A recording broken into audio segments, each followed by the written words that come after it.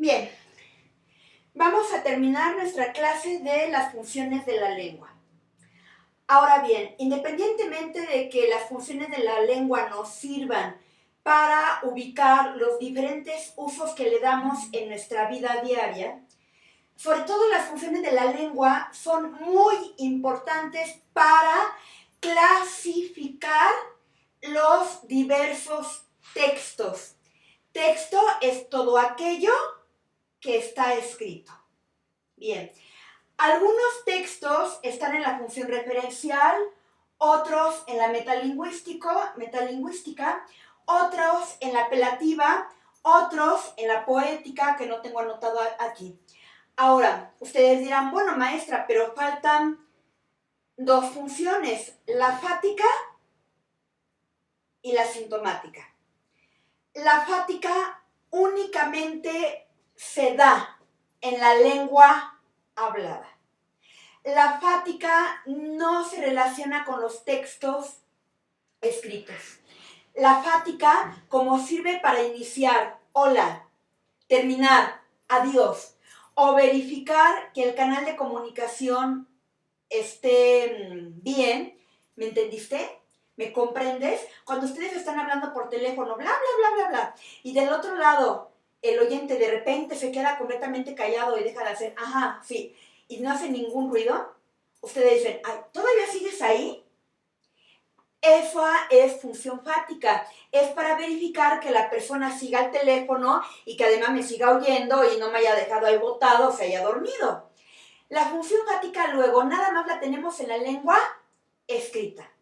Bien. Ahora, la sintomática. La sintomática, recuerden que es aquella que nos da información acerca del hablante. Información de estado de ánimo, lugar de origen, condición social, económica, etc. Bien. Ahora, la sintomática podemos decir que también es nada más a nivel lengua hablada. ¿Por qué? Por ejemplo, mi generación, cuando éramos adolescentes y nos despedíamos, le decíamos al amigo, ¡ay, no vidrios! Ese ¡ay, no vidrios! Significa ¡ay, nos vemos! Y a lo mejor si nos escuchaba mi papá decía, ¿cómo que hay no vidrios? ¿Qué manera es esa de hablar? Y entonces yo le hubiera dicho, ay papá, pero pues es que tú ya estás ruco, esa es la onda como hablamos los jóvenes, la chaviza de esta época, ¿no? Y el papá pues termina acostumbrándose a que su hijo pues habla igual que todos los jóvenes de la época. Si estuviéramos en clase, ahorita yo a ustedes les podría preguntar qué palabras son comunes entre los jóvenes de su generación. Y ustedes me dirían palabras que yo jamás en la vida he escuchado. Bien. Ahora, eso está bien para la lengua hablada. Si es un argentino, como en el ejemplo que les leí, che, pero qué boludo, no me parabolas, no sé. Está bien en la lengua hablada, pero todo eso cambia cuando escribimos. Podemos hablar como nos dé la regalada gana. Podemos hablar de acuerdo al grupo económico, social, geográfico al que pertenecemos. Pero cuando escribimos, ahí no podemos escribir como nos dé la regalada gana. Tenemos que escribir de acuerdo a las reglas del grupo que culturalmente, socialmente y económicamente predomina. Por ejemplo, el diálogo de la gente en el camión. El campesino dijo aire en lugar de aire. Estógamo en lugar de estómago. Y puf en lugar de pues. Bueno. Como está hablando no pasa nada. Finalmente pues así habla él y así habla su grupo del que proviene. Pero si este campesino es un muchacho que además acaba de entrar a la preparatoria y que de lunes a viernes va a estar en el Distrito Federal y el viernes se va a regresar al pueblito de donde viene, este muchacho, cuando tenga que escribir una tarea o un trabajo académico para sus maestros, no puede escribir pus, no puede escribir estógamo, no puede escribir aires. Tiene que escribir de acuerdo a la norma. Para la lingüística no hay corrección ni incorrección, pero para escribir se necesita cumplir las reglas. Yo puedo hablar como quiera, pero no puedo escribir como quiera. Si soy un político que va a dar una plática a un grupo de campesinos, recuerden que lo importante es autorregularme para que los campesinos me entiendan y no voy a llegar a hablarles con palabras rebuscadas. Y entonces a lo mejor les voy a decir, pues a ustedes los políticos siempre se los han chamaqueado, porque les prometen y no les cumplen, pero yo sí soy de ley, yo les voy a cumplir lo que les prometa. Perfecto, está bien, porque su objetivo es darse a entender con ese grupo de campesinos. Pero si este político va a decir un discurso en la Cámara de Diputados, no puede escribir un discurso y así como lo dijo entre los campesinos, y entonces tiene que escribir algo de acuerdo al nivel de la Cámara de Diputados. Por eso en la función sintomática no hay textos. Porque podemos decir que la función sintomática es nada más a nivel de lengua hablada. Bien. Ahora, ¿cuáles son las funciones que sí tienen textos? Función referencial. Ya habíamos dicho, todo texto científico pertenece a la función referencial. Sublibros de matemáticas, de química, de biología, de orientación, de inglés, de lo que quieran, pertenecen a la función referencial. Ya les había dicho, cualquier manual, el manual para conectar la computadora, la grabadora, bueno, ya no se usan grabadoras, el estéreo, la pantalla, etc. Y la noticia que puede ser tanto oral, cuando se trata de televisión y de radio, pero la noticia cuando es escrita y que la vamos a encontrar en periódicos y revistas. La noticia de los periódicos y de la revista es función referencial. La crónica es contar acontecimientos acomodados en un orden cronológico. También en el periódico y en las revistas hay crónicas. De hecho, hay libros que son una crónica. Hay muchos textos que se llaman crónica que cuentan cómo fue conquistada México Tenochtitlan. Y entonces, dentro de esta crónica tenemos un libro muy importante que se llama Historia verdadera de la conquista de la Nueva España, de un señor llamado Bernal Díaz del Castillo. Es un libro de historia, sí, pero como está contado en el orden cronológico como ocurrieron las cosas, porque Bernal Díaz del Castillo participó en la conquista, ese libro de Bernal Díaz del Castillo es una crónica, es un género histórico y es función referencial. Bien, la función metalingüística. ¿Qué textos pertenecen a la función metalingüística? Los diccionarios. En un diccionario yo voy a encontrar, a ver, una palabra que yo desconozca, no sé, es que yo no sé qué palabra, bueno, cualquier palabra que ustedes no sepan el significado, van a un diccionario, la buscan y van a encontrar la respuesta a su duda con otra palabra. Por ejemplo, áureo.